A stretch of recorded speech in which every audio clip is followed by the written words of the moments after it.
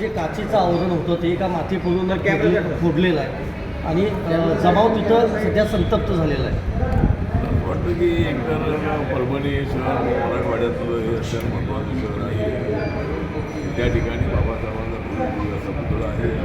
त्या पुतळ्याच्या समोर संविधानाचं पुस्तकही आहे, संविधान पुस्तकही आहे. आणि कुणी एका व्यक्तीने अशा पद्धतीनं काल या संबंधामध्ये फोडून त्या संविधानाचा आणि बाबासाहेबांचा अपमान केलेला आहे. त्यामुळे आंबेडकर यांनाही संपूर्ण जिल्ह्यामध्ये संतप्त आहे आणि प्रशासनाकडे माझी मागणी आहे की त्याला तर पकडलेला आहे, पण त्याच्यावर कठोर कारवाई होणं अत्यंत आवश्यक आहे. त्याच्या पाठीमागं कोण सूत्रधार आहेत का याची चौकशी होणं अत्यंत आवश्यक आहे आणि अशा पद्धतीची पुन्हा प्रकार होणार नाही याची खबरदारी प्रशासनाने घेणं अत्यंत आवश्यक आहे. माननीय मुख्यमंत्री आज दिल्लीमध्ये येणार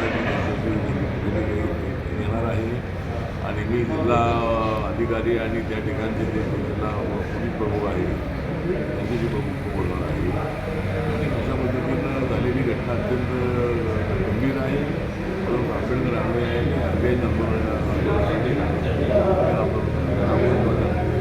पकडलेला असल्यामुळं आणि शांत अशा पद्धतीचं आव्हान आहे आणि या घटनेला सर, कायदा सुव्यवस्थेचा प्रश्न निर्माण झालेला आहे संपूर्ण जिल्ह्याभरात. त्याचे पडसाद आता महाराष्ट्रातील कोणती आंबेडकरी अन्यायाला काय पडसाद जे आहे ते झालेला प्रकार अत्यंत स्वरूपाचा आहे. बाबासाहेब आंबेडकरांच्याबद्दल संविधानाबद्दल सर्वांना आदर आहे, परंतु त्या संविधानाचा अपमान करणं अत्यंत चुकीची गोष्ट आहे. त्यामुळं आंबेडकर अनुयायांमध्ये संत प्रक्रिया येणं अत्यंत आवश्यक आहे.